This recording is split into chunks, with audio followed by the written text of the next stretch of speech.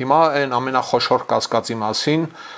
որ ունեն բազմաթիվ մասնագետներ, որոնց ես այսօր լսել եմ, դիտել եմ, կարդացել եմ եւ այլն եւ այլն։ Ասում են, որ կասկած կա, որ այսպիսի հաջող գործողությունը չէր կարող տեղի ունենալ առանց իշխանական վերնախավի շատ կարևոր դերակատարների լուր համաձայնության Վենեսուելայի ներսում։ Այսինքն անհնար էր, որ այդպես հեշտությամբ վզից բռնեին, քաշեին, տանեին, էլի։ Երևի թե ենթադրություն կա, հետո կպարզվի, էլի ըստ երևույթին։ Բանը